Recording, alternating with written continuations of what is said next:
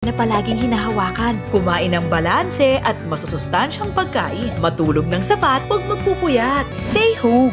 Sa wastong pag-iingat, ang virus hindi kakalat. COVID-19, kayang-kaya nating tapusin. We are now on YouTube.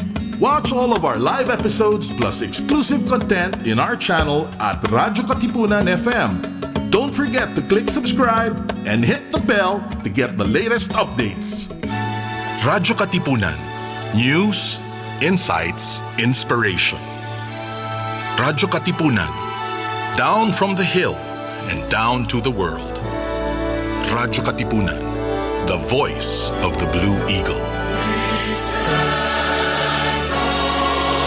Jescom Music Ministry, your daily dose of inspiration. Follow jescom.ph on Spotify and Jescom Music on YouTube.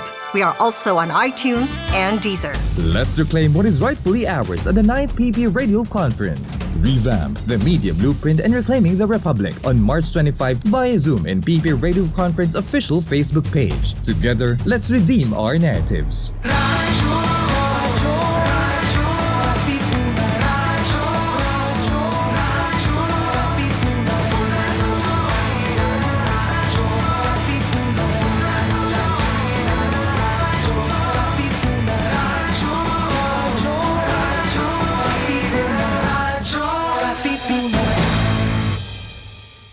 Tara na't simulan ng inyong umaga sa mga magagandang refleksyon tungkol sa ating buhay at pananampalataya. Kasama sina Cardinal Luis Antonio Tagle, Father J. Boy Gonzales at Father Nono Alfonso ng Kapisanan ni Jesus, Father Cali Llamado ng Manila Cathedral at Binibining Risa Singson Kaupeng ng Light of Jesus Community dito sa Kapit Pandasal sa Radyo Katipunan 87.9 FM. Nagdilang Anghel. Ako si Risa Singson Kaupeng, book author at editor. Magkapit pandasal muna tayo.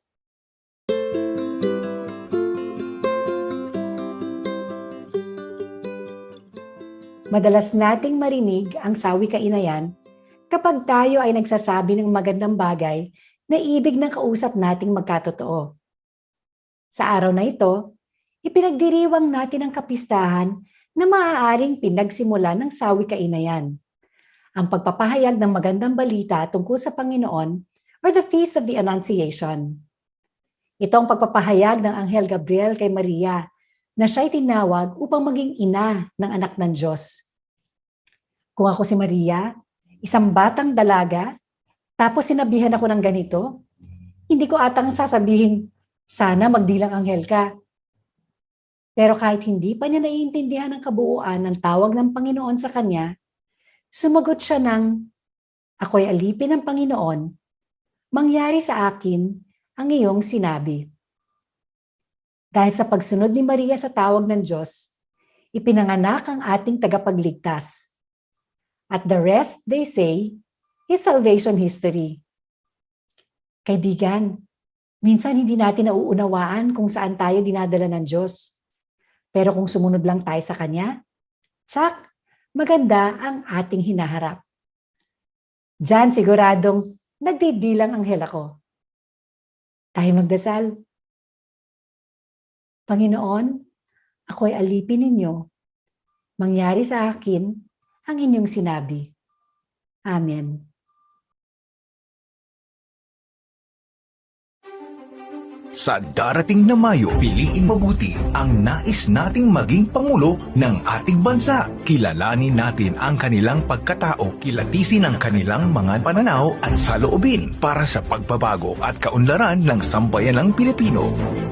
Inihahandog ng Catholic Bishops' Conference of the Philippines, Jesuit Communications, Episcopal Commission on Social Communications, Veritas 846, TV Maria, Rappler, at ng CMN, the Catholic Media Network, ang Usapang Halalan 2022, the CVCP Election Forum. Makiisa, makibahagi, manood, makinig sa naiiba at espesyal na presidential forum na ito upang mas lalong makilala ang susunod na Pangulo ng ating Republika. Abangan sa March 25, Biyernes, alas 6 ng gabi sa lahat ng ating FM at AM radio stations ng CMN Catholic Media Network mula Apari hanggang Hulo.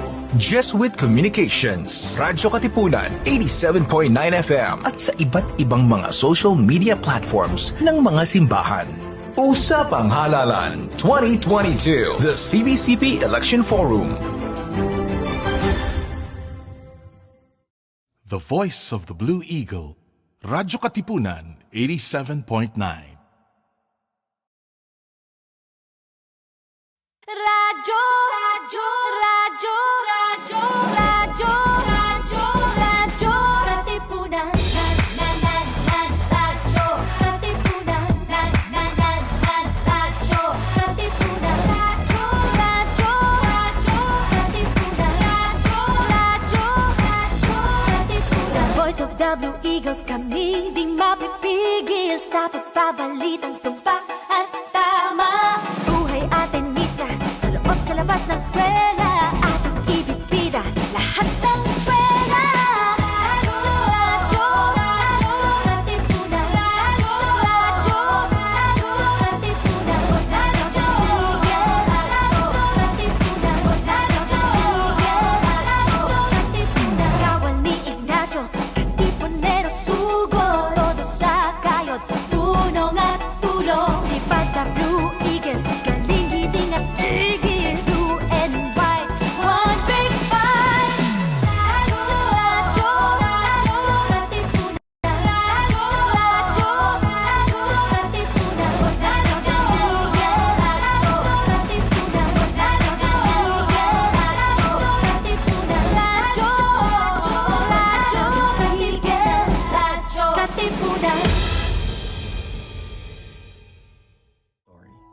Who we are and what we hope to become.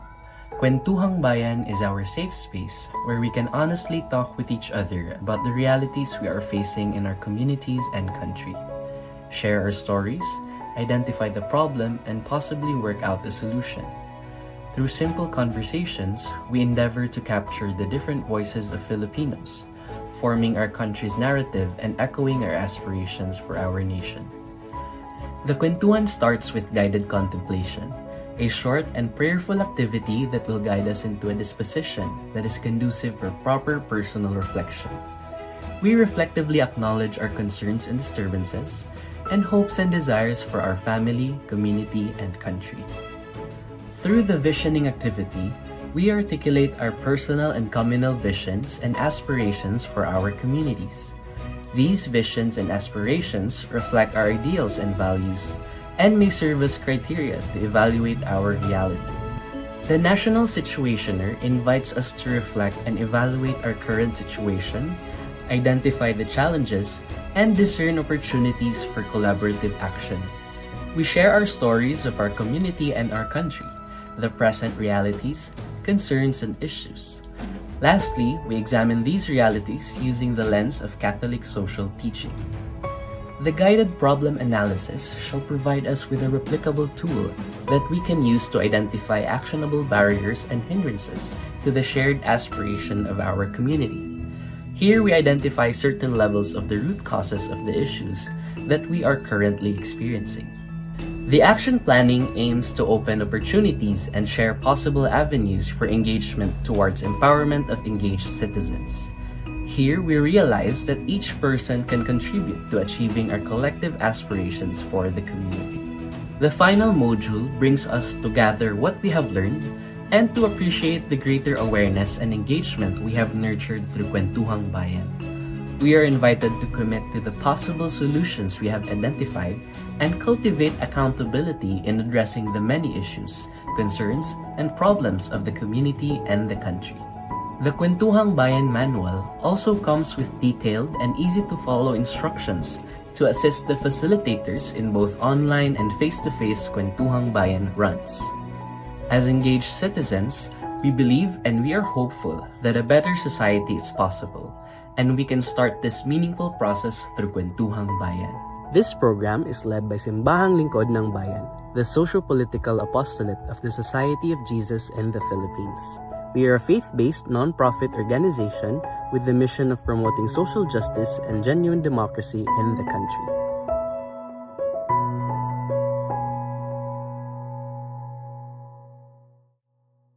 Imin ang kamalayan sa mga isyong napapanahon. Makisangkot at makiisa kasama ang Simbahang Lingkod ng Bayan, ang socio-political apostolate ng Kapisanan ni Jesus.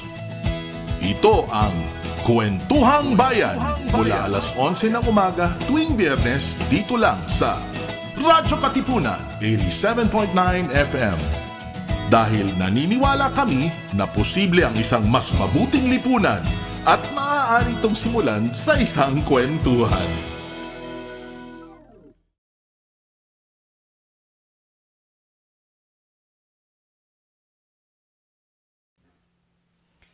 Magandang umaga po sa ating lahat. Welcome to another Friday episode of Kuwentuhang Bayan dito sa Radyo Katipunan.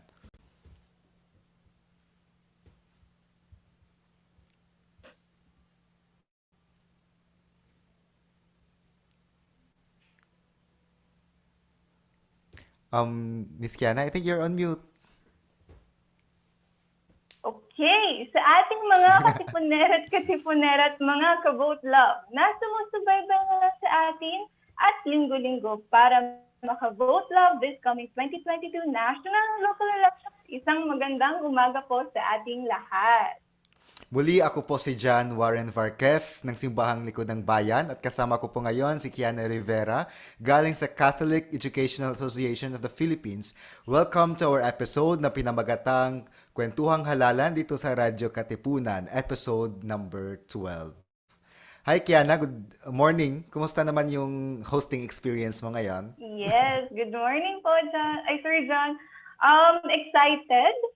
Since this is my first time hosting for our radio program po, ano?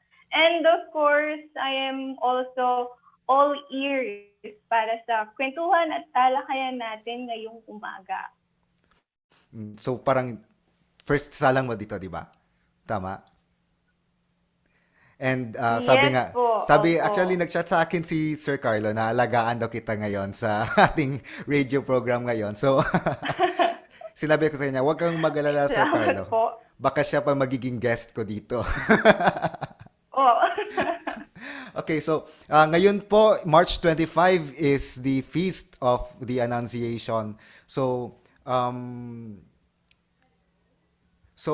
ngayon, parang for the information of everyone, if I'm not mistaken, parang lifted yata yung ating fasting, yung ating abstinence if nafo-fall sa isang Friday ang solemnity, no? So ngayon kasi we are in the solemnity of the Annunciation of our Lord, no? Sa kay Mama Mary. So we pray through the intercession of our Blessed Mother na sana world peace yung mga makakamtan natin in the following months, no? Especially din sa nangyayaring war in Ukraine and in Russia, no? Sana through the consecration of our Immaculate Heart of Mary na magiging peaceful na. And of course, Kiana, di ba? This coming election, May 9, sana we will achieve the clean, honest, accurate, meaningful, and peaceful elections.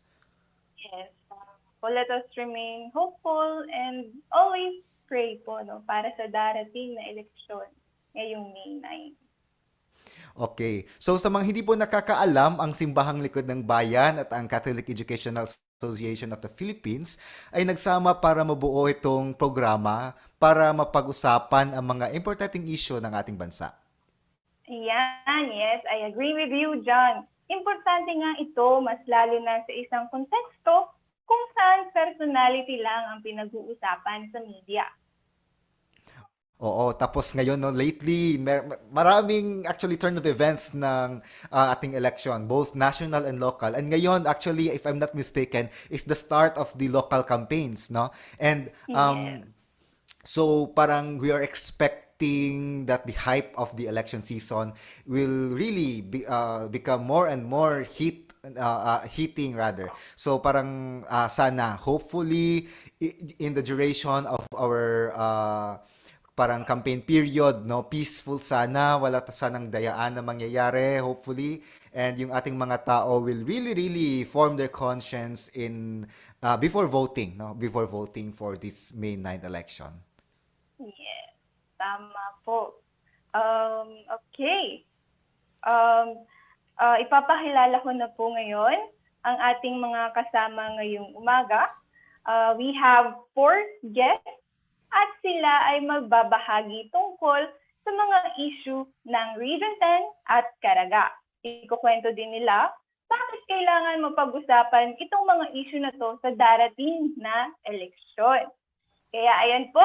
Okay, galing sa Region 10, kasama po natin ngayon si Mr. J.A. Velez, currently the School President of La Salle Academy and the Vice Regional Trustee of CEAP Region 10. Yan. Maybe you can say hi po, Sir Jay, sa ating mga tagapakinig ngayong umaga. Hello po, good morning, maayong buntag, kaninyang tanan. Mayong Thank buntag you po. usab, Sir Jay. Thank you po. And of course, we also have the school principal of Lanipao High School, Miss Ann V. Marquez.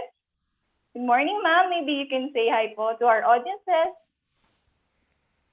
Hello, good morning everyone from Lanipao Catholic High School at Diocesan School. Diocesan po. Good morning po. Para naman po sa CEAP CARAGA, nandito po si Reverend Father Sohe C. Cuadrado, currently the school chaplain of St. Teresa College of Tandag and the chairman of Diocese of Tandag, PPCRV. Ayan. Good morning, Father. Father, I think you're on mute po, Father. Hello po, good morning po sa lahat. Good morning po. And of Happy course, Tuesday po, Miss Solemnity. yes, thank you po. And of course, last but not the least, we have Mr. Gilbert Armantala, the chairman for advocacy of CEAP CARAGA. Hello po, good morning sa lahat. Maradyaw na buntag from Surigao. So if I'm not mistaken, Kiana, lahat dito are Cebuano speaking, tama? Yes po. Tama po. So magsasebuano na lang tayo, joke lang. Pwede. Okay. So ngayon napakilala na ni Kiana yung ating mga guest, maybe maaari na po tayong magsimula, no? Magkwentuhan tayo tungkol sa mga different issues na nangyari sa ating lipunan. But before that, maaari po natin munang tanungin kung kumusta yung ating mga guests ngayon, no? How have you been in this time of pandemic, no? And putting the context of the pandemic, kumusta kayo ngayon sa panahon ng election? No, ano yung nararamdaman nyo, no? Especially with the different tensions na nangyayari in our community. Maybe we can start with Sir Gilbert. Okay. So, sa amin dito sa Surigao, unti-unti kaming bumabangon dahil aside sa pandemic, tinitira kami ng Typhoon Odette. So, around 60 to 70% households yung sira ang So, rehabilitation is ongoing dito sa Surigao. So, until now, walang electricity pa yung iba at saka walang connectivity. Sana nga makasurvive yung connection ko dito. Yun po. Thank you, Sir Gilbert. So, parang kaka-restart lang din ng electricity diyan sa Surigao po?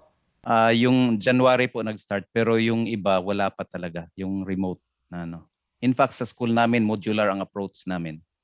Kasi hindi kaya ng online. Yun ang situation sa Surigao City. Okay po. So, how about naman po sa Iligan po, Sir J? Generally, we are okay in Iligan, just like Sir Gilbert po. We experienced flooding in our city last 2 weeks ago when we were hit by the LPA, the low pressure area.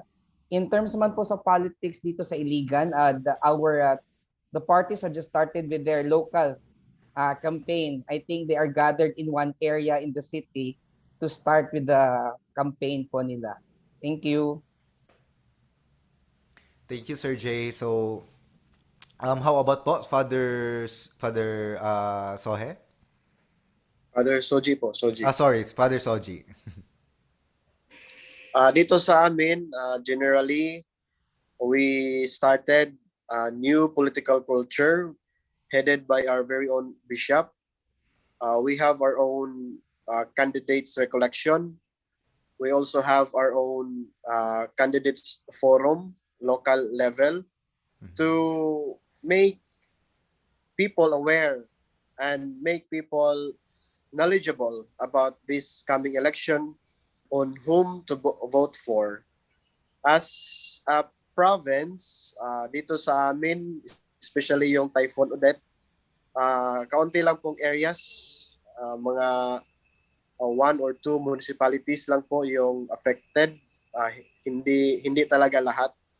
Kasi medyo hindi kami na salanta ng bagyo as a province, but yung mga isolated cases lang, mga ilang municipalities lang yung apektado po. Salamat po. Thank you, Father Soje. Si Father Dael po, di ba, sa Diocese Bishop. of Tandag? Bishop Dael. Bishop Dael po. Bishop Dael. I think si Bishop Dael nag-trending actually yung homily niya nung bumisita yung isang presidential dyan Yes, sa po, yeah. sa Tandag, no. And actually napakaganda ng homily ni Bishop Dael, no, during that time. Yes po. Napanood mo ba yun, Kiana? Yung naging trending na homily ni Bishop Dael? Na parang Yes po. parang sabi niya kasi noon, your vote is not just your vote, but your vote is for the future of the Philippines.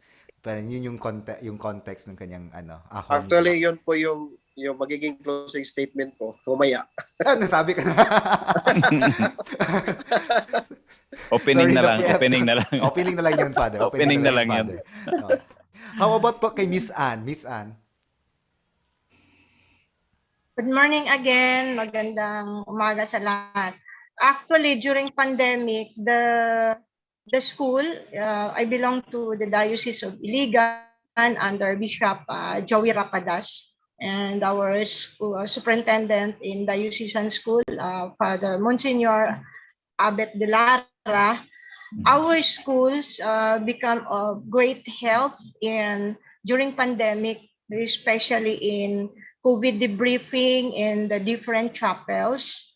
And now election is coming. Schools, we maximize our fellow colleagues in schools to be active in the preparation, the PPCRV, and then especially in political education, in partnership with the Social Action Program and campaign for political education. And of course, Sir J. Lasal Academy also is helping us. Okay, so very very inspiring naman yung ating socio-political engagement ng ating mga teachers, no. Hopefully sana lahat ng ating mga Catholic schools are also doing the same thing. And maybe not just during elections, hopefully. Maybe we can extend it even outside the elections, no? So, Kiana, do you have something to say? Okay, ayan. Thank you po for sharing kung kamusta na po kayong lahat. So now that we know how you are, maybe we can now go to the questions. Okay, firstly po, what are the common education issues that schools in your region face? Maybe we can start po with Father Soji. Magandang umaga sa lahat. Thank you for that very nice question. A little backgrounder. I just appointed as STC chaplain in our school last October. At hindi pa ako masyadong aware about how to run the schools and all its workload. So what I did is that I asked some questions. These questions to the people I know, especially on the private sector or the Catholic institution. So there are some highlights that they have given to me. No? Nagbigay sila ng mga answers, mataas-taas, no? Pero try ko lang, no? So what are the common education issues that our schools in your region face? No? Actually, I am just bringing STC as a whole, and some of which I asked questions dun sa diocesan schools namin, like St. Vincent de Paul College, at saka one of the LaSalle School, John Bosco College, dito din sa amin diocese. So these were all the answers that they have given to me. No, they categorize it to students. Sabi niya, when it comes to the students, accessibility of quality education because of technological interference, like weak internet connection, especially on the far-flung areas. No? For those who are online learners, same with those who are in the offline learners or in the modular modality. Then measurement of learning as teachers cannot determine the honesty of students' answer during the exam. A lesser attention span of students due to not conducive of learning environment, making them less focused on their students. Then less social development activities of the students since they are staying at home. Students are pressured in their studies due to lack of proper time management. So yun po for students na kaniyang according to his evaluation. Then when it comes to teachers, number one, disruption of classes due to slow internet connectivity in the new normal. Then slow professional growth of teachers because of lack of faculty development or support. Then poor work-life balance when it comes to school operations or administration. Then yearly faculty turnover due to transfer to DepEd and abroad. Siguro para to sa mga from Catholic school na magta-transfer going to the public school or mag-abroad na lang sila kasi mas malaki yung sahod siguro doon. Then financial stability due to lesser enrollment yearly. So sa amin talagang mga diocesan schools and Catholic schools, yun yung talaga yung pinaka-problema kasi some of halos lahat ng mga government public schools ay libre talaga yung mga tuitions, no? Then other than that, I also interview one of the teachers or one of the personnel. Sabi niya, one of the common issues we are facing is the tuition fees. Schools tend to increase tuition fees to meet the higher demand of quality education in the IT or information era.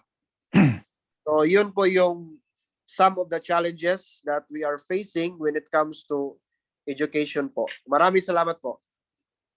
Thank you, Father. No, very comprehensive yung sagot ni Father sa atin, Kiana. No, parang started from the students, going to the teachers, and going to the personnel. Kasi parang every aspect, no, parang nung sinabi ni Father, meron talaga silang kanya-kanyang mga concerns. No? For example, technology problems. Father, trust me, hindi lang yan sa sa inyo yung may problem ng internet. Kahit dito sa Metro Manila, 'di ba, Kiana?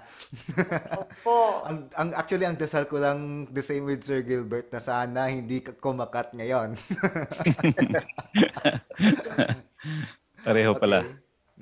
Kiana, sino pong susunod sa atin? Yan. Okay. Thank you po, Father Soji. Maybe we can have Miss Anne. Good morning again. From the Diocese of Iligan, common issues that we have encountered actually. Of course, financial sustainability, medyo mahirap na especially during pandemic.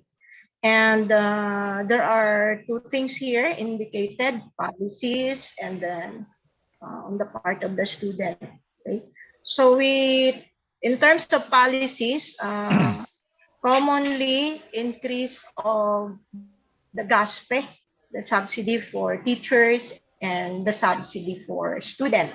Because if you increase the subsidy for teachers, parang domino effect. When you increase the salary of teachers subsidy coming from the government, it follows that they will not go to other, they will not transfer to other greener pasture. They might stay in our system. And if there is an increase of teachers' salary subsidy, they will stay with us, and this will add a good performance yung turnover of teachers every year. Because in our diocese of Iligan, every year, parang more than 70% goes out. So it's a real problem. So we commonly see that kind of if there's an increase of subsidy for our teachers.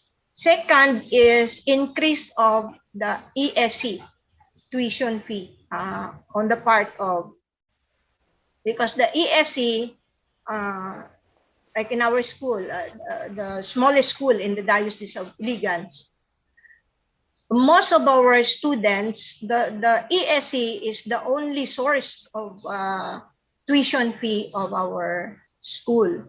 So meaning the school is very dependent on the ESC, which is the subsidy, tuition fee subsidy coming from the government.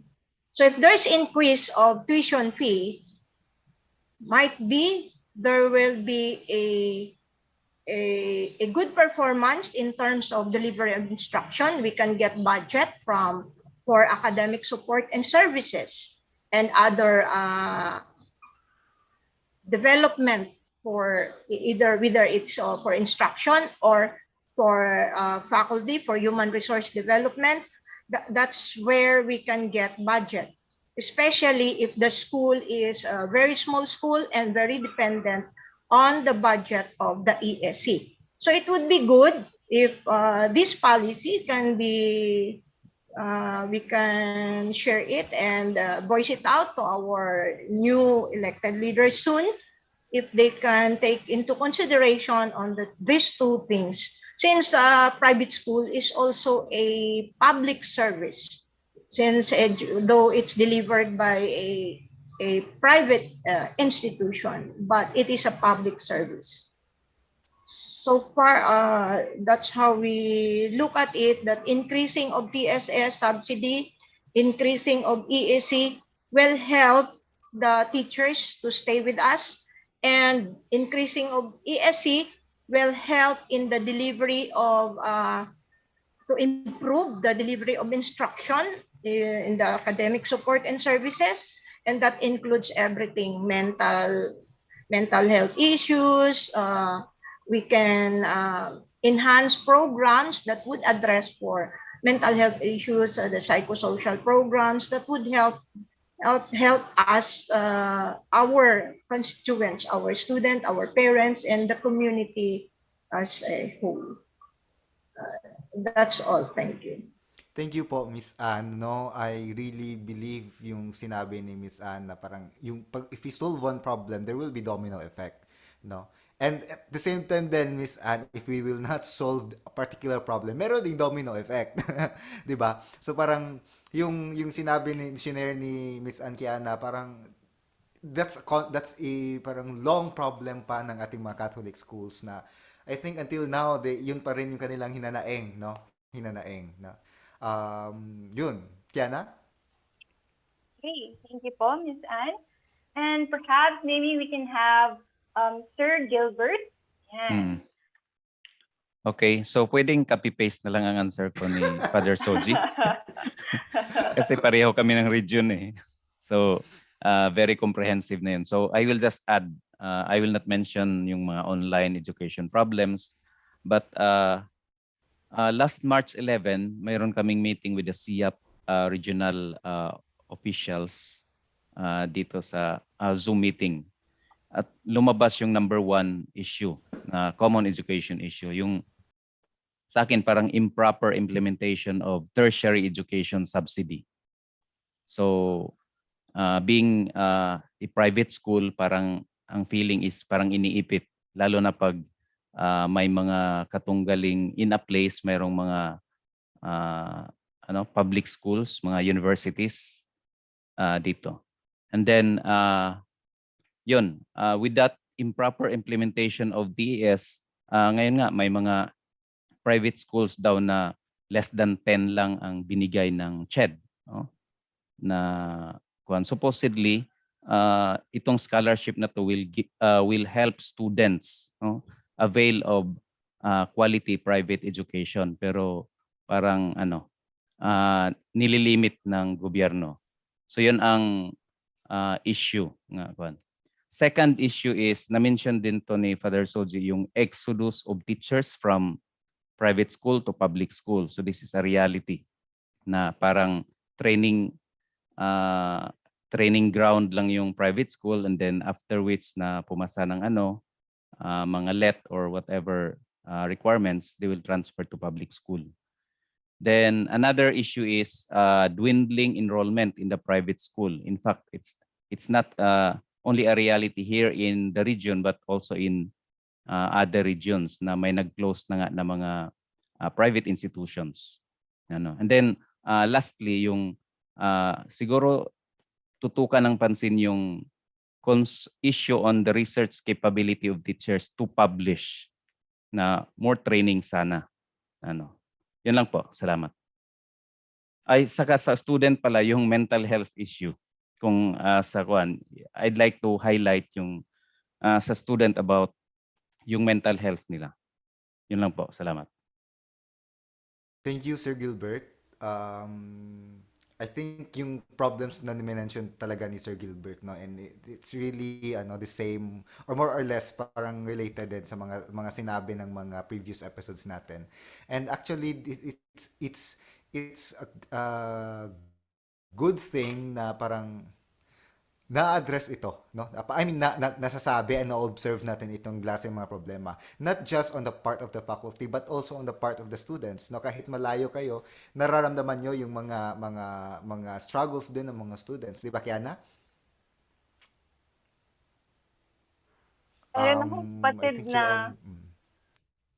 Meron po akong kapatid na currently grade 8. So, tinanong ko siya, nahihirapan ka ba ngayon sa online classes mo? Tapos ang sagot lang niya sa akin, opo. Tapos wala na siyang ibang dahilan kasi yun nga po, minsan sa environment din po, no, nakaka-epekto. At syempre, kailangan nating tulungan yung ating mga nahihirapan na kapatid ngayong online classes. Ayan po. So feeling ko parang nagiging tutor ka rin, Kiana, tama? Pa-sideline ko po yan. I think, Sir Jay, you might want to add. Good morning.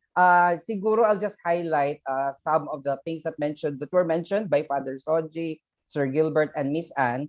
These are really on the sustainability of the schools. Agree, Sir Gilbert. We have schools in Iligan that have temporarily closed due to the pandemic. Second is on the fast turnover of teachers. In Iligan, I also am the president of the Private Schools Association. So I wrote to DepEd just this week asking for consideration regarding teachers transferring to the public school because they got their appointment this week. So dapat na pumasok na sila sa public school. So I wrote to DepEd and asked for consideration that the welfare of the students in the private schools need also importance. So dapat priority din ng DepEd yan. And I got a positive response from the division superintendent and assistant superintendent kasi pinatawag nila ako kahapon to discuss it. So at least we're doing something on the fast turnover of teachers to public schools. Third would be on agree on the mental health issues of students. Before this interview or this session with us, I actually sent messages to my former students and our current students on what are the common issues that they encounter as they undertake the online classes. And that's one of the issues that they have raised on the mental health issues. And of course, siguro, I think in some areas, there are sprouting integrated schools from the public school na may kini-create na integrated schools. And I think that also affects the dwindling enrollment, Sir Gilbert, of our private schools. Because if they create an integrated school, that would mean that your students in the private school might transfer to the public school kasi libre siya. So those are some of the issues. I also, just like Father Soji, I also asked the members of the board of Region 10 on the issues faced by our diocese, our region. Thank you. Thank you, Sir Jay. No, so parang yung mga problems, especially yung mga transfer of teachers, no. Parang nagiging common practice na siya. No, I don't know if you agree sa sasabihin ko na nagiging common practice na siya na parang training ground yung ating mga schools, tama. And well, we cannot actually parang blame them kasi they're also considering the future of their family then. Father, you want to add something with regard to the discussion?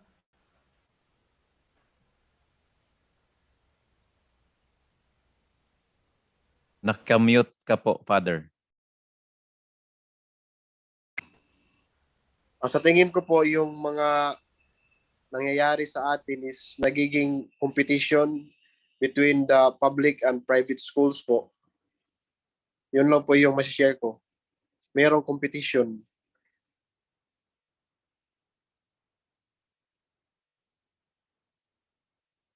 Okay, sorry for Father. the... May I say something also? May I add, Sir John? Yes, po, Sir Gilbert. Yung iba, ang perception nila hindi lang competition. That's why nanghihimasok ang simbahan ngayon kasi parang may intention to gradually eradicate private education. Yung mindset ng iba, parang may hinala na parang unti-unti tayong pinapatay. Parang ganon. Hindi lang competition. Well, I hope that we reach this point, no, Kiana, na parang sana ma-realize ng mga tao na yung mission of the Catholic schools are actually to complement what is lacking, those what are lacking in the government's response to education. Kasi imagine if all schools will be eradicated, all schools will be parang closed, no, private schools, no, parang will the government have the enough classrooms to accommodate the students, no? Kaya dyan, Kiana, for our second question, what are you, with all the problems po na sinabi natin, di ba? Marami tayong mga problems na sinabi, both in our local and even in our region as a whole. Parang, what are you expecting for sa ating mga candidates, no? Sa ating mga local officials, regional, and national leaders na who wants to be in the position? Maybe we can start. Kiana, sino yung pa-umpisahin natin? So with Sir Gilbert po. Okay po. So I would like to align my answers on the policies from the four important issues that I addressed a while ago. I mentioned a while ago. So, for example, in the improper implementation of TES, what I am expecting is they have to enhance or check or audit the whole process from accepting qualified scholars to disbursement of funds. So along the way, baka may mga problema dyan. So that's the one thing that so check the IRR if it is being followed religiously. Then the exodus of teachers from private schools to public school, I think there is a need to subsidize private schools as what you have said Sir John, it should not be a competition but a complementation of both private and public. So kung nakikita ng government na makakatulong ang private school, in fact, in values education, kaya nga yung sa atin ngayong election nga, parang wala na tayong values na nakikita ng iba. So, yun, malaking tulong talaga ang private school in terms of values education. So, the government needs to subsidize private schools. Then for research publication, fund more researches. Naungusan na tayo ng Vietnam and other countries. So dapat may malaking funding na ialat dyan. Kasi yun. And then also dwindling enrollment in the private institution, again related to exodus of teachers, they need to subsidize. So yung TES, malaking tulong talaga yan. So when I attended the seminar, parang 50 billion ata ang budget, pero bakit kunti lang ang napupunta sa private schools? Yun lang po. Salamat. Thank you po, Sir Mantala. Now may we have Sir Jay? Sige po. Siguro po I'll also align my answers to the policies on the issues I raised. So it would really boil down po to the support of our future leaders on the proposal of the PEAC to what Ma'am Ann mentioned, to increase the subsidy of our teachers that would address in a way the concern of fast turnover of teachers. Also, the increase of the subsidy to include the grade school, meaning po included na sa ESC subsidy ang mga grade school students, because currently the PAC's program or the DepEd's program is for junior high school and senior high school only.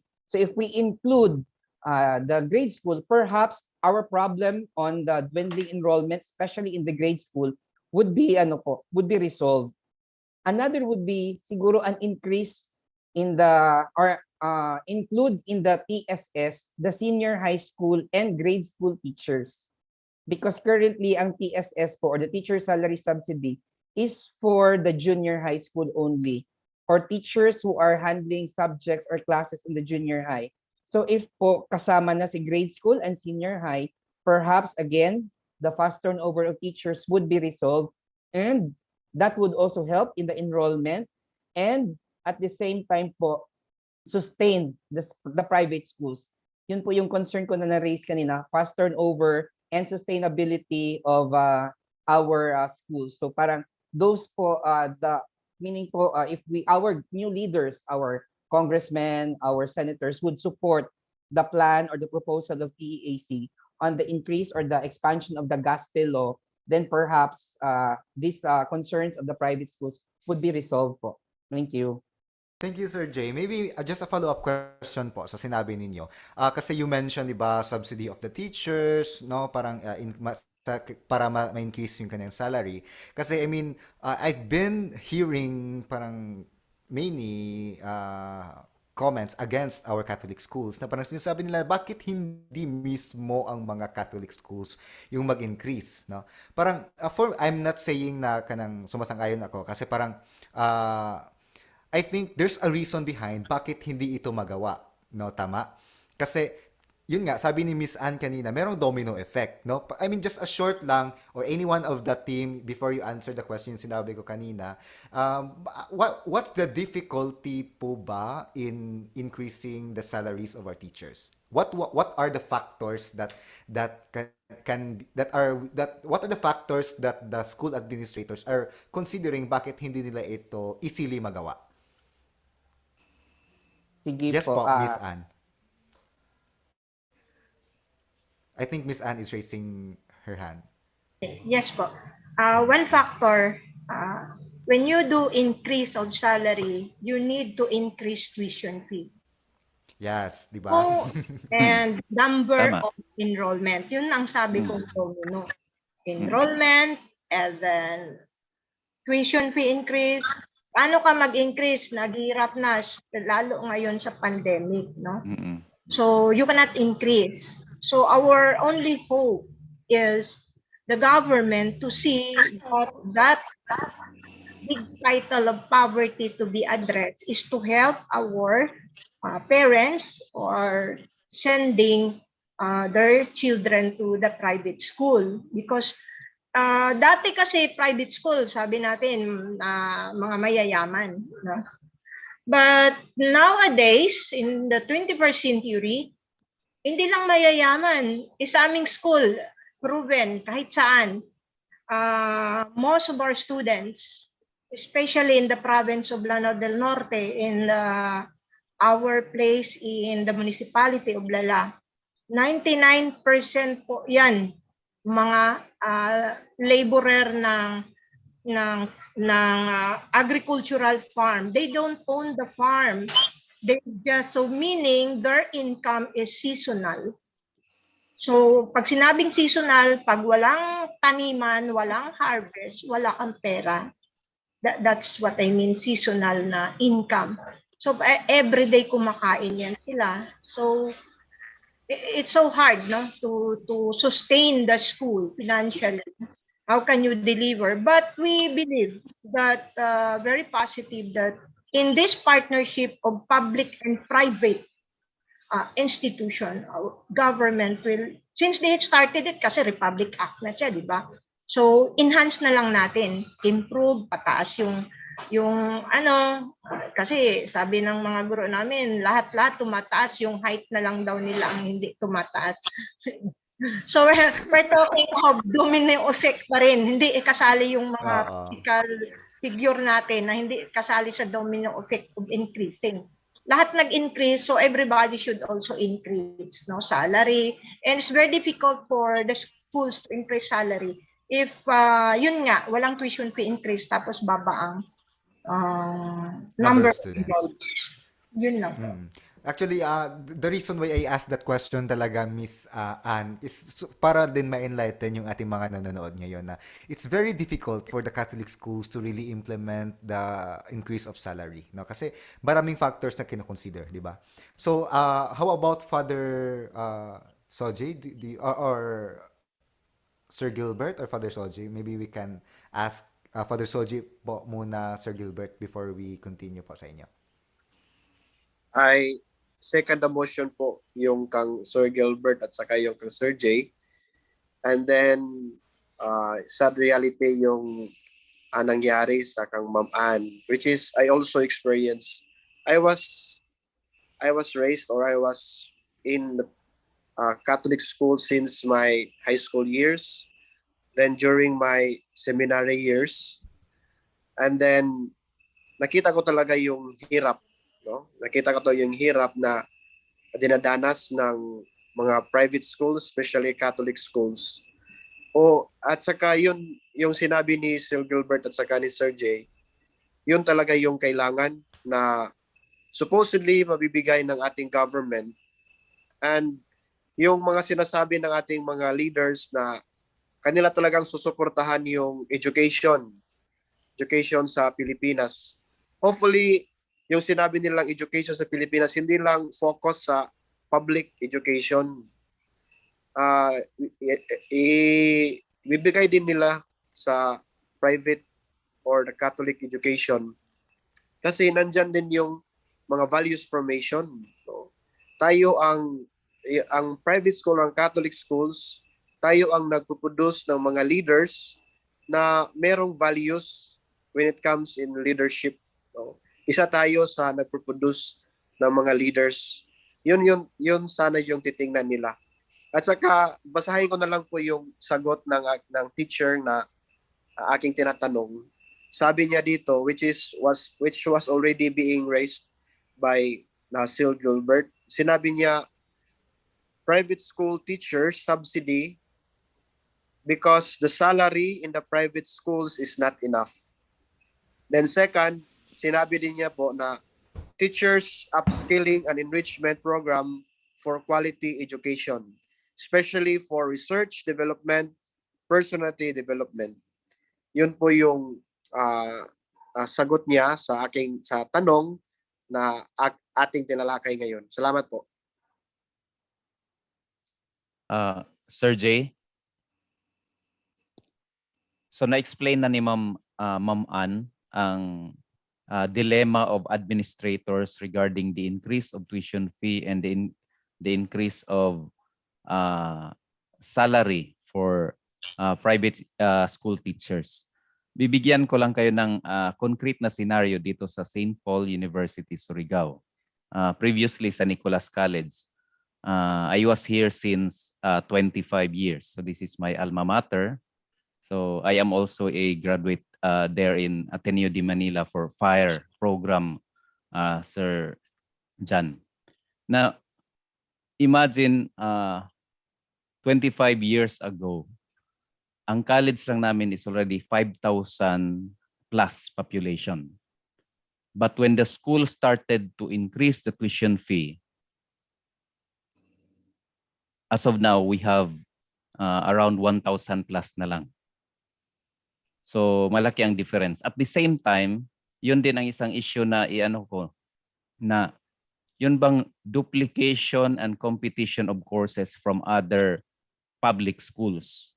Dapat sana i-address yun na part of the policy na ibibigay kasi dapat walang competition between public school and private school.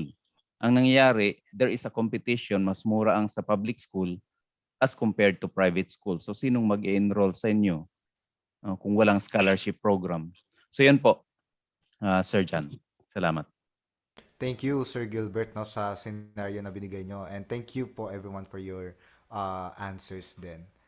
Yes po, Sir. Yes po, Father Soji. Luckily po dito sa amin, meron kaming dalawang malaking school dito sa amin dito sa St. Teresa College at saka sa public government school. Luckily lang po, merong agreement yung sinabi ni Sir Gilbert na hindi mag-open ng course o courses yung isang school pag meron ng ditong courses na dito din sa amin. So yun lang po. Okay. So yan, napakaganda yung kanilang mga sagot. Kasi parang yung ganitong mga bagay, hindi natin alam na meron palang mga competition within the local setup ng courses and also competition of teachers din, no? Parang mas malaki yung salary dito, so dito tayo apply. So Kiana, do you have additional question for them? Yes. So now that we know where you are, tsaka po alam na natin yung ating mga educational issues sa inyong mga institusyon, now we will go to the election proper for the 2022 national and local elections po. If I may just ask, what are some of your initial thoughts with regards to how the 2022 elections is unfolding? Are you happy, frustrated of how things are? Especially how discussions are going now, no? Na we are almost a month in since nagsimula ang campaign for the national positions, and we have the local positions started since yesterday, if I'm not mistaken. Siguro po Sir Jay can start. Thank you, Ms. Kiana. I think this election, everyone would agree with me that this is a very crucial election, one of the most crucial elections, because we are going to elect leaders who would help us navigate in the new normal. We are still in the pandemic and we are still going through a lot even until now. So the leaders, the kind of leaders that we are going to elect would really be the ones that would really help us move forward. Siguro to amidst the adversities, the challenges that we will be facing and we are facing right now, we have to select these kind of leaders. And I am in a way happy because there are platforms done by private entities or companies and the COMELEC for us to get to know our national leaders. They have already conducted presidential, vice presidential, and senatorial debates. And through these debates, we would get to see the kind of leaders that they are. What are their platforms of government? What are their programs and projects that they wish to implement once they get elected? But in a way, I am also worried in terms naman of the misinformation and disinformation that proliferate over the social media. some of our our students, young voters or first-time voters believe in whatever they see on social media without doing fact-checking. So I think that makes me worried because there are misinformation and disinformation going on, proliferating over the social media. And that is one thing siguro that schools can do or should help in parang resolving that one. Siguro that's the only, I think that's one of the things that I would be sharing in terms of our election. Thank you. Thank you, Sir Jay. Now we can have Miss Anne. Yes, I agree with Sir Jay in terms of somewhat happy and then somewhat frustrated and disappointed. Happy because this forum debates gives us a lot of information of what they will be doing for us when they are on the seat of government, but a little bit frustrated because instead of doing discussions on the platforms, but others also are talking a lot about against the somewhat yung sa kabila, ganon, no? When in fact, nagkakaroon tayo ng tinatawag na yung parang color biases ngayon, no? So, yung color ngayon, pag nakasuot ka ng ganito, uy, si ano ka pala, parang naging act of bullying na siya ba? And in fact, tinawag namin, ano ba to, colors that create prejudice and biases towards all Filipinos instead of making a solid ground for us to help each other to see what's really ano ba talaga, sino ba talaga, no? So naging parang naging masaya pa sila yung sa color bullying, no? Ganitong color, tapos may mga TikTok pa na lumalabas na ganito. So parang siguro yung psychological culture ng Pinoy ba, yung Pilipino na masayahin daw talaga tayo, no? Even in the midst of crisis, kahit na nasa baha na, nasa roof ka na nandun ka na sa roof ng bahay mo, parang selfie pa rin, pero masaya, parang hindi talaga siniseryoso yung mga problema. But these things, sabi ni Sir Jay na, it's a serious, it's our first time to vote, we are still on the pandemic. So it's very, parang yung decision natin ngayon talagang kailangan let us be serious kung sino ba talaga. Kung baga, choose the lesser evil na lang, parang ganun.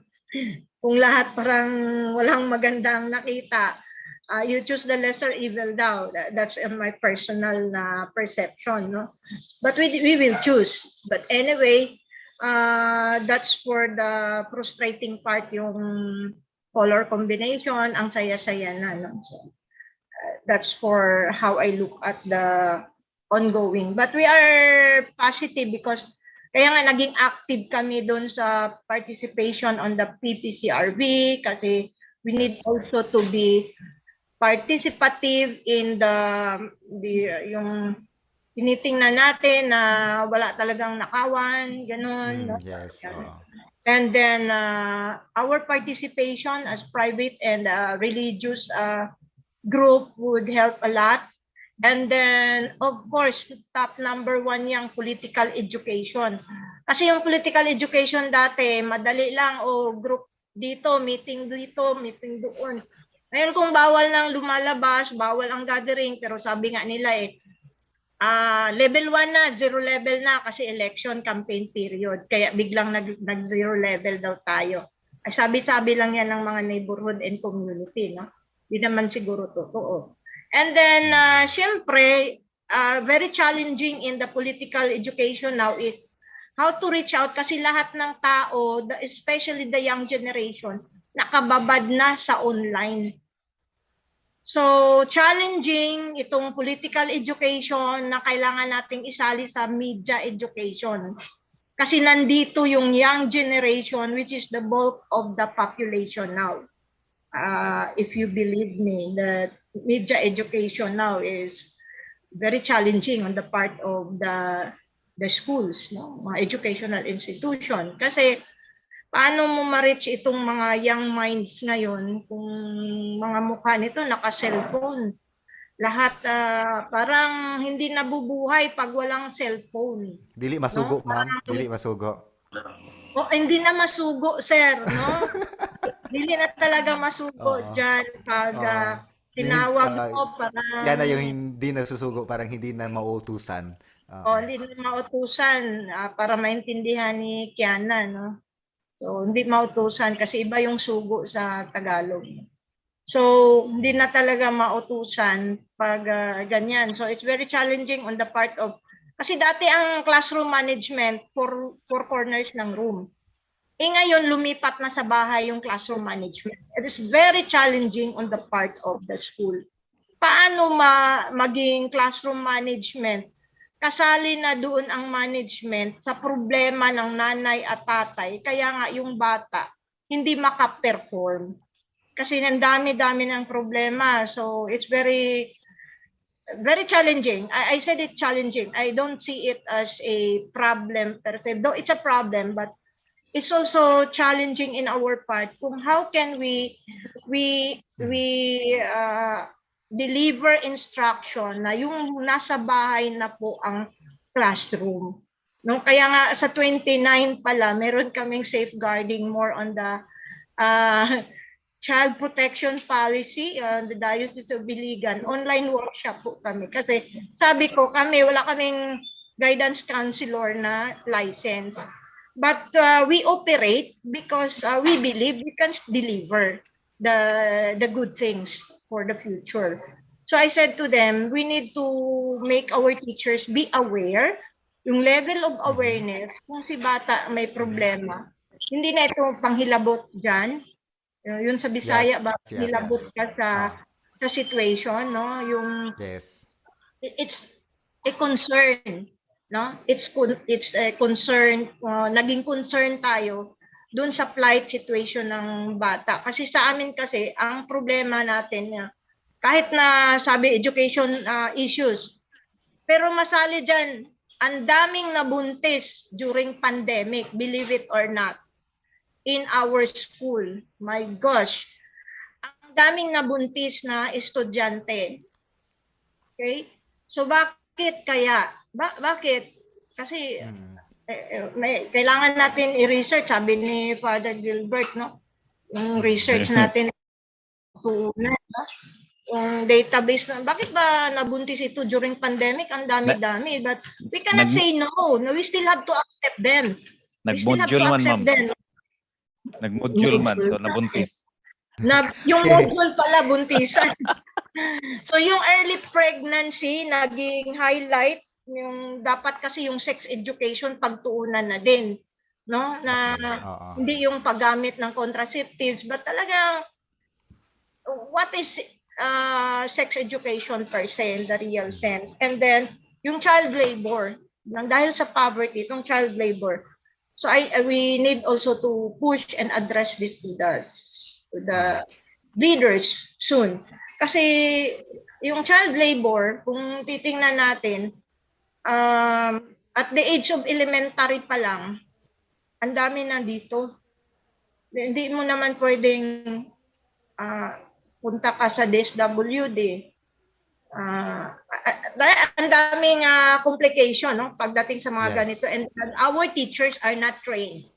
Our teachers are not trained. Our administrators are not trained to solve all this, no? Hindi tayo Wonder Woman. So we need to link with other agency that would help us in solving all these things. No? But our focus still delivery of instruction. But we cannot deny the reality that classrooms are class homes.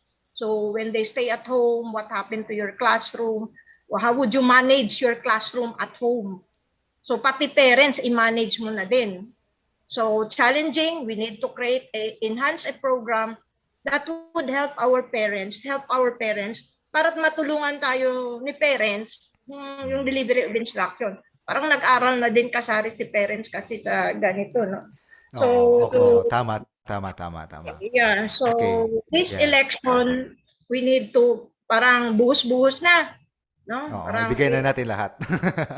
buhos-buhos na talaga itong mga election, no? Na Oo. ibuhos-buhos na natin lahat, especially pandemic. So, Actually, yeah. maraming factors yung sinabi si Miss Ano and even si Sir J na yung sa misinformation and yung sa out of school youth na yung mga early pregnancy. Those factors no for misinformation, even teachers are victims of misinformation. Tama? And also then yung sabi din ni Miss Ann kanina yung education on social media, parang actually for me Miss Ann, it's not just a problem of the young, but it's also a problem of the adults. Kasi marami na din ang nag-aano ngayon sa social media ng mga adults. Now, how about others po? Ano yung response ng iba? Sinong mauna po? Sir Father Soji, ikaw? Father Soji? Thank you po, thank you po. Sa akin po, dito sa amin sa St. Teresa College Incorporated, last Wednesday, we initiated voters education online together with our bishop and yours truly as PPCRB priest coordinator here in our Diocese of Tandag. So isa po yung avenue wherein sabi nga ni Ma'am Ann na yung ating mga bata ngayon is nandun na sa social media. For my personal answer po sa question, my initial thoughts about this coming May 2022 election, I think it will be a good fight from our presidentiables who will lead our country for the next 6 years. I am happy that in one way or another, there is a ray of hope and eagerness from our candidates to keep our nation stand tall amidst the many challenges we are facing as a nation.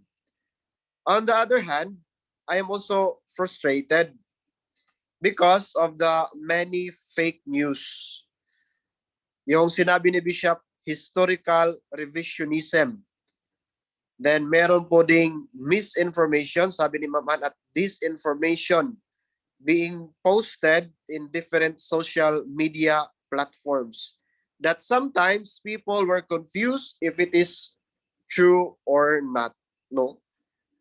Tamang-tama po dito sa ating solemnity of the Annunciation, wherein si Angel Gabriel announcing to the Virgin, and our Blessed Virgin listened well to the message of the angel, of the angel from God. So tayo din po,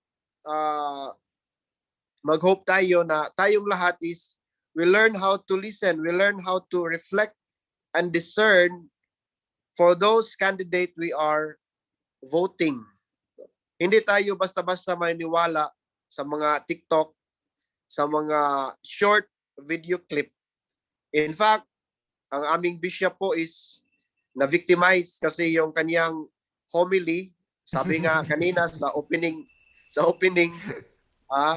kinat yung Spliced. pinutol, splice po, splice in favor of one candidate and splice another homily for another candidate. In Against fact, another candidate.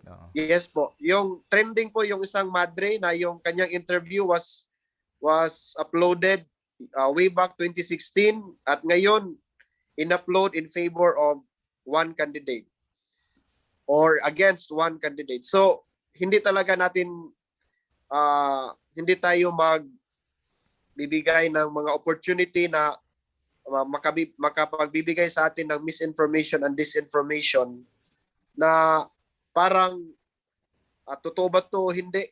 So dapat sa atin din magbibigay tayo sa mga, especially the first voters, what is really authentic, what is really real, what is the truth.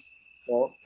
And somehow one of the question during our voter education online, yung first voter, sinabi niya yung ganyang klaseng question na ano ang gagawin niya para makapakinig siya or madinig niya yung authentic information, hindi lang fake. Sabi ko na pumunta tayo sa mga legit na mga media platforms like the presidential debate, yung sa CNN, yung sa COMELEC, yun yung mga legitimate, authentic na mga media platforms wherein makarinig talaga tayo na nandun yung mga presidential na nagsasabi kung ano talaga ang platform of government na kanilang gagawin pag mananalo sila. At saka yung different po ng mga media din po, yung mga maliliit na mga media na nagsasabi kung ano ang katotohanan po. Salamat po. Thank you, Father Soji. Actually, parang tama yung sinabi ni Father na yung splicing of videos, yung mga na-upload natin sa social media, and ano yung produkto nun? Parang nagiging low yung quality of education din natin, di ba? And I think one big factor din ng ating ng paglaganap ng misinformation is yung pandemic. Kasi we cannot address physically yung mga bata natin na nag-upload ng mga misinformation, and even our teachers hindi natin ma-discuss, di ba? So any thoughts then, Sir Gilbert? Yes po. Listening to their sharing regarding their initial thoughts with regards to how the 2022 elections are unfolding, I'd like to parang conclude that Filipinos in general, are manipulated by political strategists from both camps through social media. Parang sa tingin ko, pinaglalaroan tayo, tapos parang may mga actors, may directors, tapos tayo ang nagkakagulo. Tayo ang nag-aawayan. Yung bottom part, parang kuan. So that's why para sa akin, I'm yung happy ba or frustrated? I'm a bit frustrated because of the toxic political culture, the culture of hate. So kung hindi tayo discerning, for example, kung nakababad ka sa cellphone, hindi ka aware na later on you will be eaten up by your hatred kung nabasa mo yung lahat ng sharing, yung misinformation at saka disinformation. Later on, nakakain ka at ikaw na naman yung part na mag-share doon na you will be part of the one. You will be eaten up by the culture of hate. So that's why I really love your hashtag, yung hashtag vote love. Di ba? So yun dapat ang i-propagate natin. So I really love your hashtag vote love. And at the same time, I am apprehensive of yung sana ma-implement yung democratic process natin. And at the same time, yung sincerity of intentions ng ating mga candidates, if ever they will win. And on the other hand, I am happy because there is a ray of hope, Nisa. So dito sa Diocese of Surigao, and I am grateful for the opportunity sa CEAP kasi I am attending Tamang Kandidato Forum, and I crafted with the mandate from our President Sister Rosan, I crafted a localized and contextualized module, and we call that Voters Conscience Formation. Hindi, parang common na kasi ang Voters Education Program, parang enumeration lang.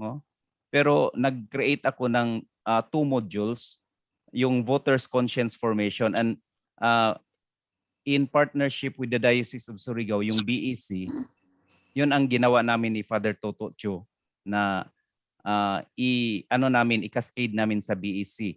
So last March 12 and 19 sa Vicariate level, March 5 by the way, March 2 launching yung Ash Wednesday ng Voters Conscience Formation, March 5 training of the trainers, and then roll out sa March 12 and 19, and then ang continuation po is yung parish and chapel levels na po. So I am happy, and with the evaluation that we have, we are planning na magiging yearly or twice a year ba ang pagbibigay ng module para ma-address namin yung pinaka-issue namin dito sa Surigao del Norte yung vote buying po. Yung so dapat ma-eradicate namin. Paano kami makapili ng tamang kandidato kung vote buying ang mangingibabaw? Oh. So sa tingin naman ng kandidato na nanalo, binibili kita. So really our prayers and our hopes and our vision is to gradually, kasi alam natin na after this election, 3 years lang naman sa local election. So after which mag-evaluate na naman yung mga local candidates na bakit tayo natalo. So kami din in parallel with the politicians, kami sa church, yung moral guidance for moral discernment, tatapatan namin yung mga plano nila for evil interests. Yun ang aming plan sa BEC. That's all po. Thank you, Sir Gilbert. Thank you po. What I got from the sharing of our guests is that the virtual platform today is really, really powerful and impactful, no? Especially that we are now 2 years being dependent in the virtual world since the pandemic happened. Sir John, do you have any points you want to share po as well? Actually, meron, Kiana, kasi na-mention nila parang based on their answers, parang medyo na-focus tayo on the national level, di ba?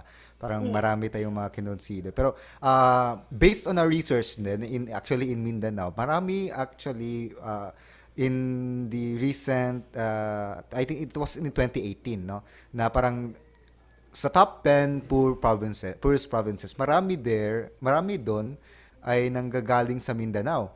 And when we look at the top 20 provinces who have much number of political dynasty, nandun ang top 8 na poorest provinces. So parang in the local setup, ano po kaya yung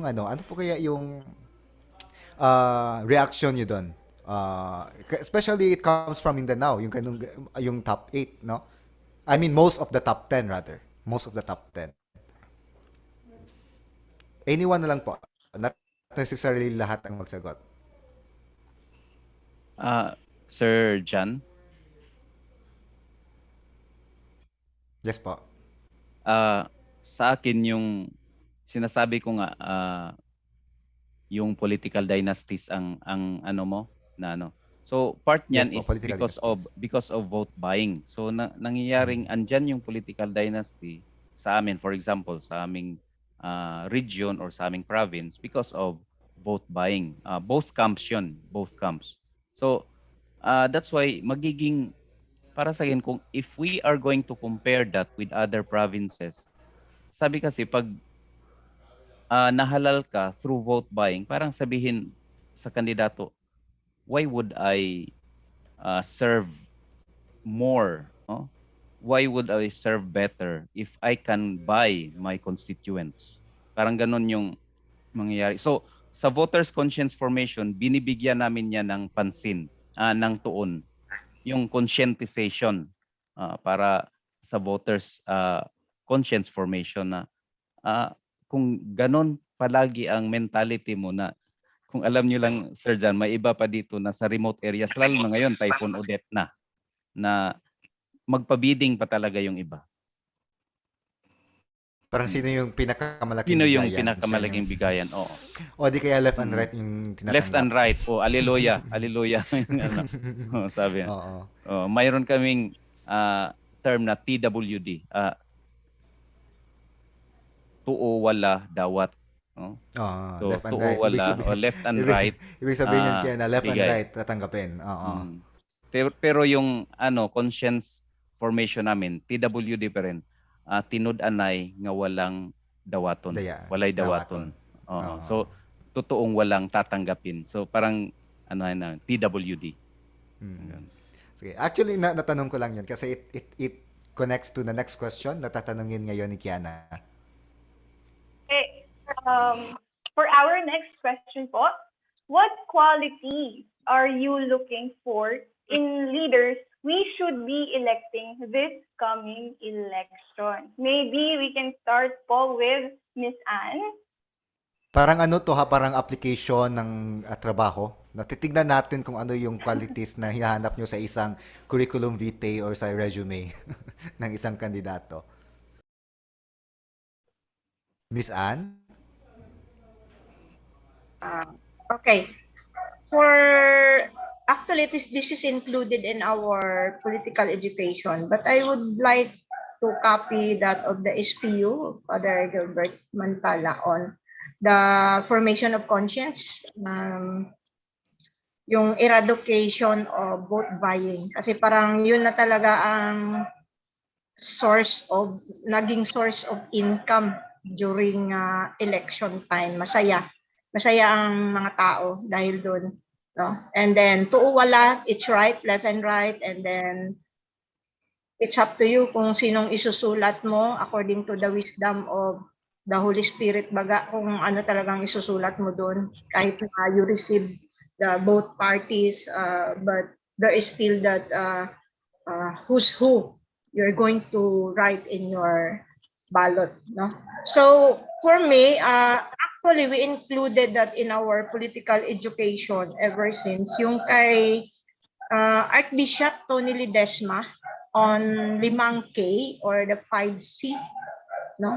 Yung 5 C's niya na sinabi niya yung that person that has a conscience, no? Yung conscience niya, no? Pro-life, true to life, to all types and all kinds of life. So, walang bahid na corruption.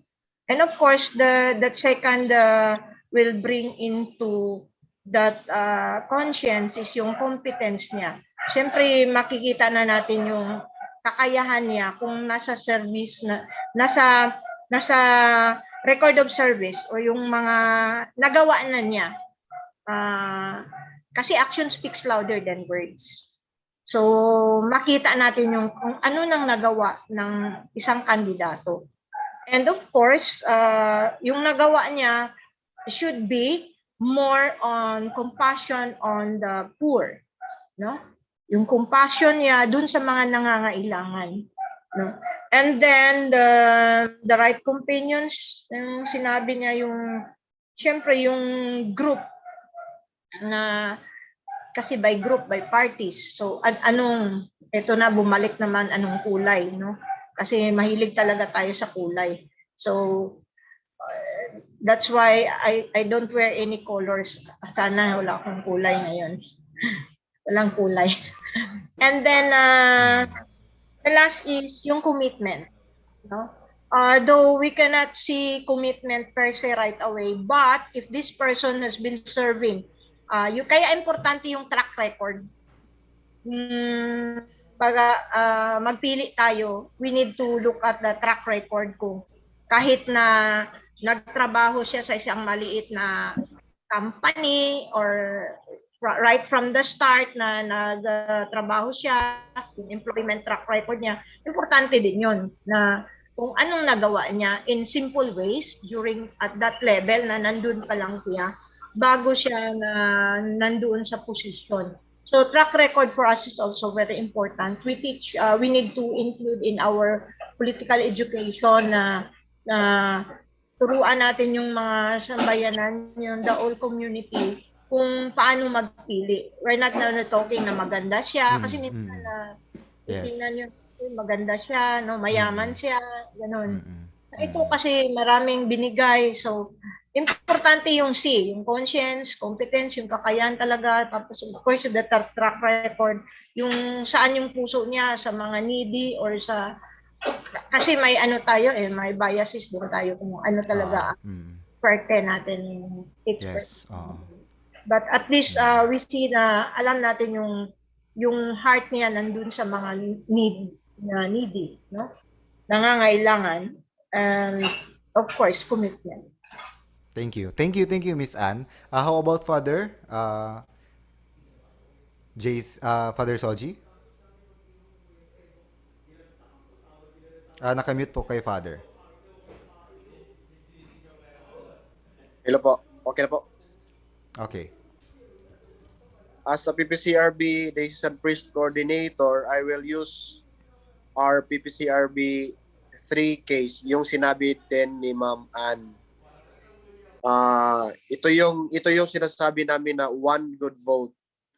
At saka yung terminology na ginamit ni Archbishop Soc Villegas, yung one discerned vote. One good vote meaning one discerned vote. Yun yung tatlong case sa PPCRB. Sinabi na ni Ma'am Ann yung ay meron din sa amin yung character, kakayahan, at katapatan. Character na siya magiging simple at modest na tao. Yung kakayahan niya, yung competence, merong good track record in public service, may pinag-aralan at alam ang pinapasukan niyang posisyon sa gobyerno, at pangatlo yung katapatan, commitment to public service, especially when it comes to leadership.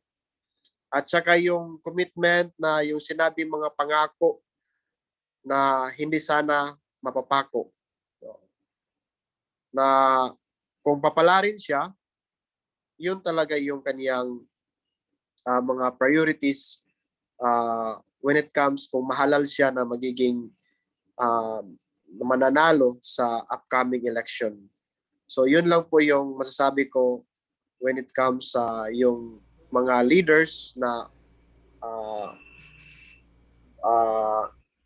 ating tatanawin or ating i-elect during this coming election. Salamat po. Thank you, Father. How about Sir Gilbert? Parang nasabi na nila lahat. So, i-emphasize ko lang yung sa PCP2, yung makadiyos, makatao, makabayan, makakalikasan. No? Yung apat na kuan, no? Makadiyos, makatao, makabayan at makakalikasan. But I'd like to add the strong and dynamic leadership, lalo na sa national posts. So, I agree with them, yung competence importante. Hindi lang artista siya, hindi yung kaya ba niyang gumawa ng batas. And also transparency, kasi to address our problem of corruption. Yun lang po. Salamat. Thank you, Sir Gilbert. And how about po si Sir Jay? Thank you po for that question. I think I would like to borrow siguro po the statement released by the De La Salle brothers last December 8, 2021. And I would like to pose these questions to the voters who are listening right now and to those who are with us here. So allow me to read the statement. So thus we propose that the voters ask themselves where each candidate stands on the following: the promotion and defense of human dignity and right for which society exists, the promotion and defense of the common good which enables all to live with dignity, the promotion of solidarity, particularly for the poor and the vulnerable, the promotion of subsidiarity, which favors grassroots empowerment for social development over autocracy and authoritarianism, the universal destination of goods, respect for truth and freedom of information, stewardship of creation, and personal integrity. All in all po, if we consider this, our leaders must propose a vision that can unite the people in the pursuit for the common good. They possess moral integrity needed to command trust from the people and civil society. And they must have a proven track record of empowering the disempowered and underserved sectors of Philippine society. Yun po. Okay, salamat po, Sir Jay. No? So, for everyone, Sir Gilbert, Miss Anne, Sir Jay, and Father Soji, thank you sa mga answers ninyo. Thank you sa mga qualities na binigay ninyo. No, baka actually naisip ko na baka pagtatakbo ako, baka makapasa ako sa mga characteristics na na sinabi ninyo. Pero hindi pa ako tatakbo. No? Joke lang 'yan. So, maraming salamat sa mga sumama ngayong araw na ito at nagbigay ng kanilang tanong at opinion sa mga na pag-usapan natin. Gusto ko ring pasalamatan ang Private Education Assistance Committee or PEAC sa pagsuporta sa Kuwentuhang Halalan programa na ito. Kiana, meron ka bang gustong sabihin?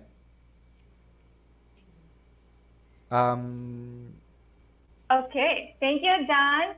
Ayan, bago po tayo magtapos sa ating 12th episode ng Kuwentuhang Halalan, iimbitahan ko po kayo muli sa panibago na namang talakayan at kwentuhan sa susunod na Biyernes.